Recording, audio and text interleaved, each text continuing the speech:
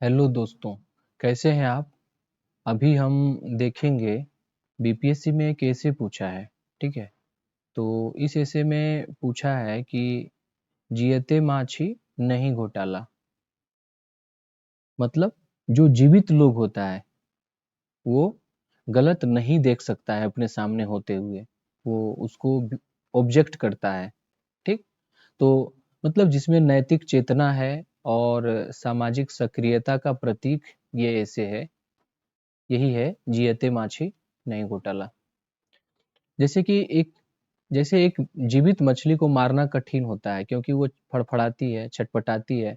वैसे ही जब किसी घटना का साक्षी स्वयं व्यक्ति होता है तो उसमें निष्क्रिय बने रहने का स्वभाव जो है वो मनुष्य के विरुद्ध है। ठीक है, यह कहावत हमारे स्वाभाविक मानवीय व्यवहार और नैतिक चेतना दोनों को दर्शाती है। आइए इस निबंध को हम कैसे लिख सकते हैं अच्छे से, इसको जरा सा हम देखते हैं। ठीक है, तो पहले सबसे पहले भूमिका, इंट्रोडक्शन हमें लिखने की जरूरत नहीं है।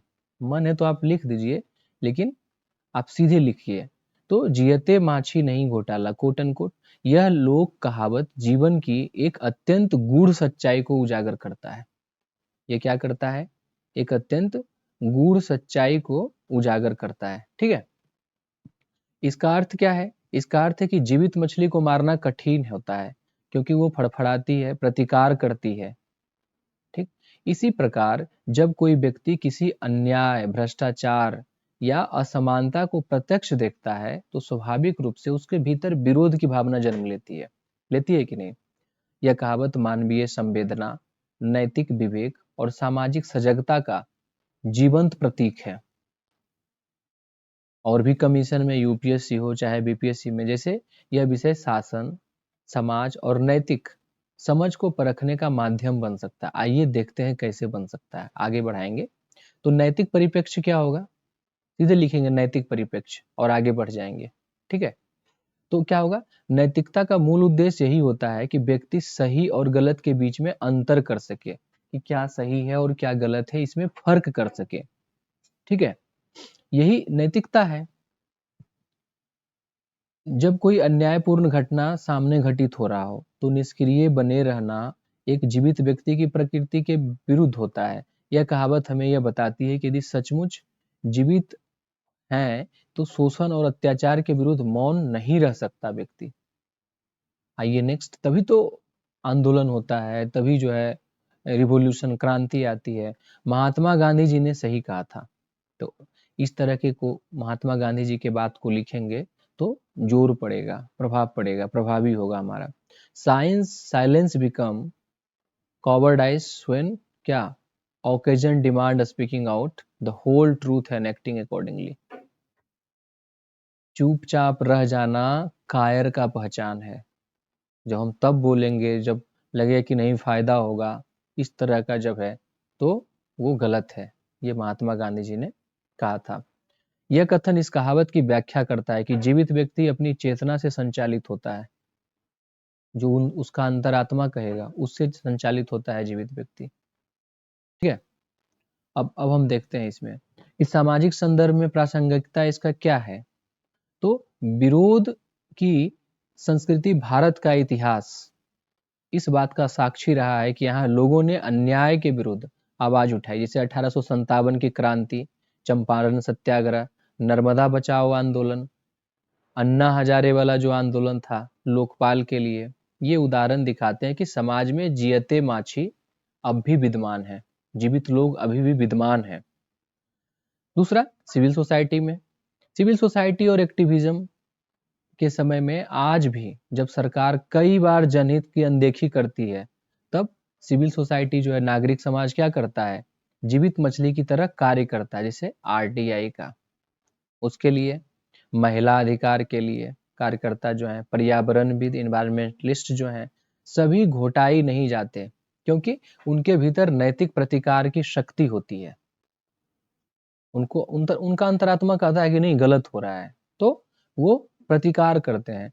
सामाजिक परिप्रेक्ष्य, लोकतंत्र में असहमति की भूमिका, लोकतंत्र केवल चुनाव तक सीमित नहीं बल्कि यह सतत असहमति और संवाद की प्रक्रिया है। यदि कोई सरकार निरंकुश हो जाए तो जियते माछी जैसे लोग, मतलब जो जीवित प्रवृत्ति के लोग हैं, जो विरोध करना जानते हैं, ठीक है, अगर गलत हो रहा है उसे नहीं देख सकते हैं, तो जनता की आवाज बनते हैं। भीमराव अंबेडकर ने ठीक ही कहा था संविधान सभा में कि freedom of speech is our soul of democracy. अगर हम बोल ही नहीं पाएंगे तो फिर डेमोक्रेसी का मतलब ही नहीं है। तो जो फ्रीडम ऑफ स्पीच है, बोलने का जो स्वतंत्रता हमारा है, ठीक है, वो क्या है? डेमोक्रेसी की आत्मा है, लोकतंत्र की आत्मा है। यह स्वतंत्रता तभी सार्थक होगी जब जनता मृत नहीं बल्कि जीवित हो और विरोध करने का साहस रखती हो। ठीक है। प्रशासनिक सेवा में कहावत का, इस जो कहावत है उसका महत्व यूपीएससी बीपीएससी जैसी सेवाएं केवल नीति निर्माण की नहीं बल्कि नैतिक नेतृत्व की परीक्षा भी है। ठीक है। एक आईएएस या एसडीएम को जब किसी भ्रष्टाचार या अन्याय का साक्षी बनना पड़ता है तब उसकी जीवित मछली जैसी चेतना उसकी रीढ़ की हड्डी बनती है। उदाहरण, डीएम जो बाल विवाह को रोकता है, एक आईपीएस अधिकारी जो दबाव के बावजूद माफियाओं पर कार्रवाई करता है, ये सभी जीवित माछी की प्रतिमूर्ति है प्रशासनिक प्रशासन में। ठीक है। नेक्स्ट, व्यक्तिगत जीवन में इसका क्या प्रासंगिकता है? तो पारिवारिक और सामाजिक संबंधों में जब हम किसी के साथ हो रहे अन्याय को चुपचाप देखते हैं, ठीक है, तो हमारी अंतरात्मा हमें धिक्कारती है। यदि कोई शिक्षक स्कूल में छात्रों को मारता है या वरिष्ठ कर्मचारी अपना जो कनिष्ठ से दुर्व्यवहार करता है, जो छोटा कर्मचारी है उससे अगर दुर्व्यवहार करता है, ठीक है, तो एक संवेदनशील व्यक्ति इन घटनाओं को नजरअंदाज नहीं कर सकता। ठीक है। नेक्स्ट, आत्मनिरीक्षण और आत्म विकास। तो जियते माछी नहीं गोटाई केवल बाहरी अन्याय पर लागू नहीं होता है, अपने अंदर में भी, अरे ये गलत कर रहे हैं, ये गलत हो रहा है मेरे से, ठीक है, बल्कि ये आंतरिक आत्मलोचना का भी प्रतीक है। हमारी आत्मा जब कोई गलती करती है तो भीतर से फड़फड़ाती है कि नहीं नहीं नहीं, ये गलत हम करने जा रहे हैं, ये सही नहीं है। ठीक, यह विवेक ही हमारी आत्मा की जीवंतता का प्रमाण है।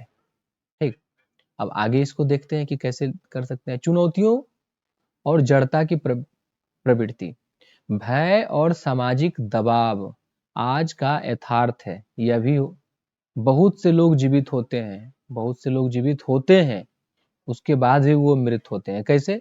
जैसे डर लगता है कि नौकरी चला जाएगा, परिवार का सुरक्षा का, ये सब के कारण से वो बात को मुखर तरीके से नहीं उठा पाते हैं। ठीक है। ये सभी कारण व्यक्ति को मौन बना देते हैं, परंतु यह कहावत हमें याद दिलाती है कि मौन कभी भी समाधान नहीं हो सकता। जैसे रामधारी सिंह दिनकर जी ने कहा, अब ऐसे ऐसे कोटेशन करेंगे रामधारी सिंह दिनकर जी को तो क्या होगा? प्रभावी बनेगा। क्या कहे थे? समर शेष है नहीं पाप का, भागी केवल व्याध, जो तटस्थ है समय लिखेगा उनका भी अपराध। नहीं कहता है कि आज तुम देख रहे हो अन्याय होते हुए चुप हो, कल तुम्हारे साथ होगा तब क्या करोगे? वही कहते हैं रामधारी सिंह दिनकर जी, समर शेष है नहीं पाप का, भागी केवल व्याध, जो तटस्थ है, जो कहता है उस पे हो रहा है ना, होने देते हैं, समय लिखेगा उनका भी अपराध। ठीक है। जब तुम्हारे साथ होगा तब तो तुम विरोध करोगे। समाधान और प्रेरणा का मार्ग, तो नैतिक शिक्षा का पुनरुत्थान होता है इससे। शिक्षा संस्थानों में केवल तकनीकी ज्ञान नहीं बल्कि नैतिकता, संवेदना, सक्रिय नागरिकता का पाठ भी पढ़ाया जाना चाहिए। विधिक और संस्थागत संरक्षण, जैसे whistle blower protection act, RTI और जुडिशियरी को मजबूत कर जियते माछी को कानूनी सुरक्षा देनी होगी। होता है ना कि विसल ब्लोअर पे कोई कार्रवाई नहीं करेंगे, वो बताए हैं उनका चीज जो है वो सीक्रेट रखा जाएगा, यही होता है ना। तो ये चीज होता है। प्रेरक उदाहरणों और प्रोत्साहन, जैसे कि श्रीनिवास रामानुजन, फिर कल्पना चावला, फिर अरुणाचलम मुरुगनाथम, ऐसे लोग जो विकट परिस्थिति में भी समझौता नहीं किया, सक्रिय संघर्ष किए ये लोग। ठीक है।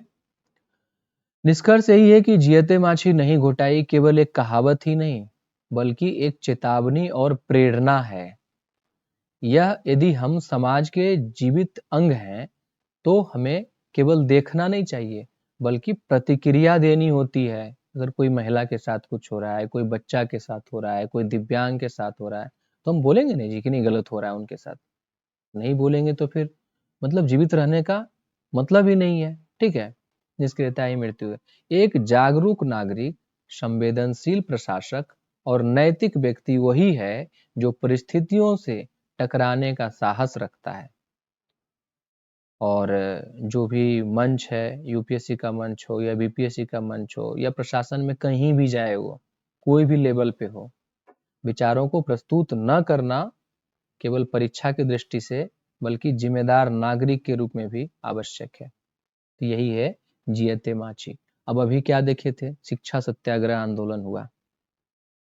अच्छा, पाकिस्तान वाला, पाकिस्तान को ही देखे ना, ये जो अभी भारत मिसाइल हमला उस पे पाकिस्तान पे, ऑपरेशन सिंदूर। अगर भारत चुप रहता तो जियते माची नहीं नहीं ना होता। वो प्रतिकार कर रहा है, प्रतिशोध लेगा, जवाब देगा उसका भारत कि नहीं, हम दिखाएंगे अगर मेरे साथ गलत करोगे तो हम उसका मुंह तोड़ जवाब देंगे। तो ये क्या है, जियते माछी का उदाहरण है। ठीक, जियते माछी नहीं घोटाला। गलत देखना भी पाप है, रामधारी सिंह दिनकर जी अभी बोले। ठीक है, तो थैंक यू दोस्तों। मेरे समझ से ये ऐसे का मतलब कि ये सही रूप है। ऐसे ही अगर हम लिखेंगे तो मार्क्स मिलना ही है। आपका अंत तक बने रहने के लिए बहुत बहुत धन्यवाद, और चैनल को सब्सक्राइब कर लीजिए प्लीज। बहुत बहुत धन्यवाद। Thank you.